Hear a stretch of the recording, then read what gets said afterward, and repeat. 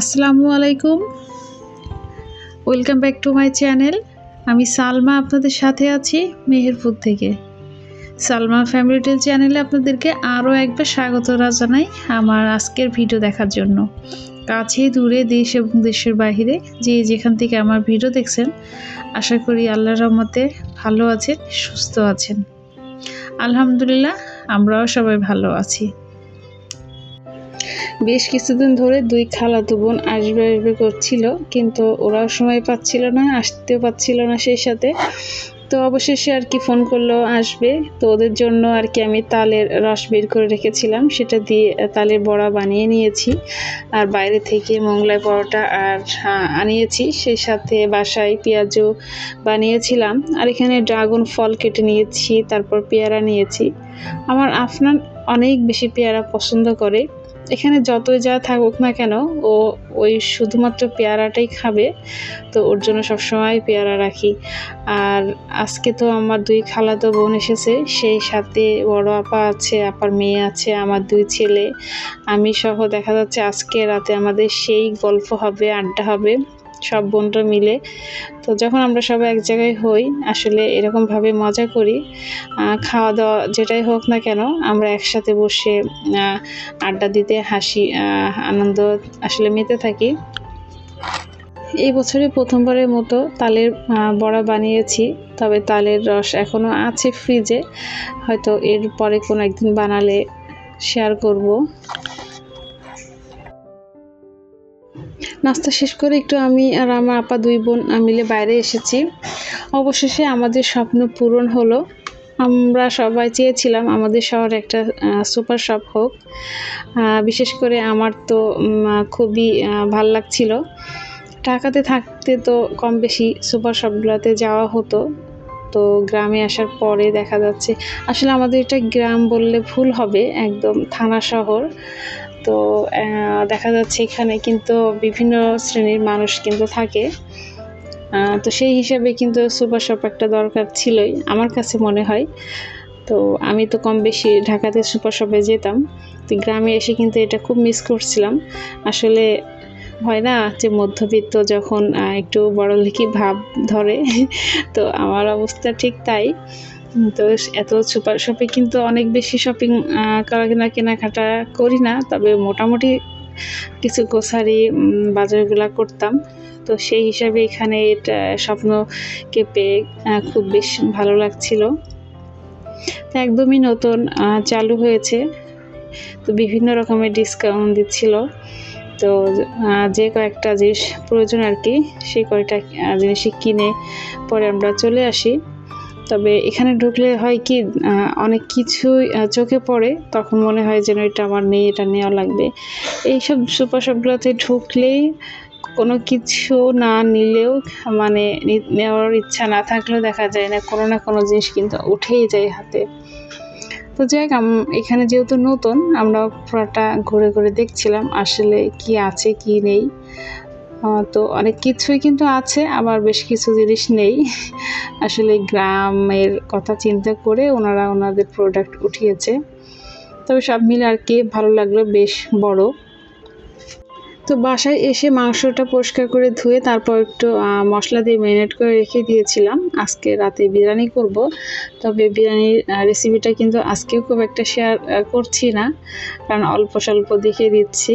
এখানে আমি কিন্তু আজকে প্যাকেট মশলা দিয়ে বিরিয়ানিটি রান্না করব। তো ডাইরেক্ট আমি প্রেশার কুকারেই কষিয়ে নেব। আসলে সবাই যখন এক জায়গায় হই আর সবাই যখন বিরিয়ানি পছন্দ করে, তখন আর অন্য কোনো কিছুর চিন্তাই আসে না মাথায়, ডাইরেক্ট বিরিয়ানি রান্না করে নিয়েছি আজকে। তো বর্ষা দিন, বাইরে তো বৃষ্টি হচ্ছে এখনও, সেই সাথে বোনরা সবাই এক জায়গায়, আর বিরিয়ানি একদম আজকে রাতটা আমাদের একদম জমে যাবে।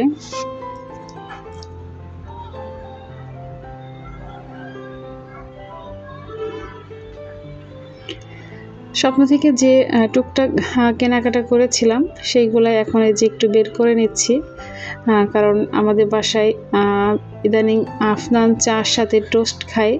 সকালে দেখা যায় ঘুম থেকে তাড়াতাড়ি উঠে যায়, আর আমার রান্না কমপ্লিট হয় না। ওর ক্ষুধা লাগে, ছোট বাচ্চা আসলে। তো তখন দেখা যায় যে ও একটু চা সাথে বিস্কিট কিংবা দুধের সাথে একটু টোস্ট বিস্কিট একটু খায়, তারপরে দেখা যায় যে ও নাস্তা করে। ইদানিং ওর বিস্কিট খাওয়ার মাত্রাটা খুব বেশি বেড়ে গেছে, তো খুব ভয়ে আছি দাঁত থেকে কখন না জানি ক্যাভিটিস হয় আর ব্যথা করে। তোর জন্য আজকে একটা টুথপেস্ট নিয়ে এসেছি, আর আজকে তিসির বীজ নিয়েছি। এটা দিয়ে দেখি কোনো কিছু একটা করতে হবে, কারণ ইদানিং অনেক কিন্তু চুল পড়ছে। শুনি যে তিসির এই বীজ দিয়ে কিন্তু অনেক প্যাক বানানো যায়। সেই সাথে আফনানের জন্য বেশ কিছু ফ্রুটস নিয়ে এসেছি। ইদানিং তো ও একদমই খাওয়া দাওয়া করছে না, কেন জানি কোনো কিছুই খায় না, শুধুমাত্র একটু ফল মুখে নেয়। তো সে ইদানিং এতে অ্যাপেল বলা শিখেছে, তো সেই থেকে সে অ্যাপেল খেতে ইচ্ছুক। তো ওর জন্য আজকে বাইরে গিয়ে অ্যাপেল আর অরেঞ্জ নিয়ে এসেছি। আমার বাসাটা যেহেতু একদমই বাজারের কাছে, সেহেতু দেখা যায় যে শুধু নিচে নামলে সব কিছু পাওয়া যায়, তো অল্প অল্প করে এনেছি। আর ও অনেক বেশি ফ্রুট কাস্টার্ড পছন্দ করে, তো ভাবছিলাম বাচ্চাটা যেহেতু খাচ্ছে না, সেহেতু ওর পছন্দ মতো কোনো কিছু একটা বানিয়ে নেব। আমি এখানে ফলগুলা উঠাতে গিয়ে সে নিজেই ওস্তাদি শুরু করেছে। সে কোনোভাবেই আর অরেঞ্জগুলা মানে সাজাতে পারছে না, যেটাই উঠাচ্ছে কেন সেটা আর করতে পারছে না, রাখার জায়গা পাচ্ছে না। তো এটা আমরা অনেকক্ষণ দেখলাম। আর একটা বাচ্চা কোনো কিছু না খেলে একটা মায়ের যে কি অশান্তি লাগে সেটা একজন মাই কিন্তু বলতে পারে। তো বাচ্চারা না যেমন খেলে মা খুশি হয়, তেমনই কিন্তু না খেলে অনেক বেশি কষ্ট পায়। মনে হয় যেন কোন জিনিসটা খাবো, কোন জিনিসটা খাবে আর ওর জন্য ভালো হবে। তো এই ভেবে আর কি কাস্টার্ড বানাতে জানি খুব আলসেমি লাগে। তারপরও মনে হলো যে ও যেহেতু খায় আর ওর ভালো লাগে, এটাও একটা আসলে হেলদি খাবার, তো সেজন্য আর কি আজকে বানিয়ে নিচ্ছি। তো এখানে আমি গুঁড়া দুধের সাথে কাস্টার্ড পাউডার মিশিয়ে তারপরে পানির সাথে গুলিয়ে এখন দুধের ভিতরে দিয়ে দিচ্ছি। তা আমি কিন্তু এখানে অল্প অল্প করে দেব, কারণ একবারে দিলে দেখা যায় যে অনেক সময় দুধ খুব বেশি ঘন হয়ে যায়। তো অল্প অল্প করে দেব আমার পরিমাণ মতো। তা আস্তে আস্তে কিন্তু দুধটা কিন্তু একদম ঘন হয়ে আসবে। আর যেখানে দেখা যাচ্ছে মোটামুটি কিন্তু দুধটা আসলে চামচ দিয়ে নাড়লে বোঝা যাচ্ছে যে বেশ ঘন হয়ে গেছে। আর ফ্রিজে রাখার পরে এই যে এই অবস্থা, অনেক বেশি ঘন হয়ে গেছে। আসলে দুধটা কিন্তু আমি অনেকখানি জ্বালিয়ে নিয়েছিলাম, সেই সাথে কাস্টার্ড আর গুঁড়া দুধ দেওয়ার কারণে ঘনটা আরও বেশি হয়ে গেছে। তবে এইটা একদম একটা ক্রিমি ভাব এসছে, একদম পাতলা না, আবার বেশ এটাই ঘন। তো এখানে আজকে আমি সাগুদানা একটু হালকা চিনি দিয়ে সিদ্ধ করে নিয়েছি। তবে আমি দুধের সাথে একটু চিনি দিয়েছিলাম, যেটা আমার দেখাতে ভুলে গিয়েছি। তো এখানে সাগুদানাটা দুধের সাথে একটু মিশিয়ে নিচ্ছি, কারণ একদম সাগু তো জমে যায়, সেই সাথে ঠান্ডা হয়ে গেছে। তো সব মিলে আমি কিন্তু দুধ আর সাগুটা একদম মিশিয়ে নিয়েছি ভালোভাবে।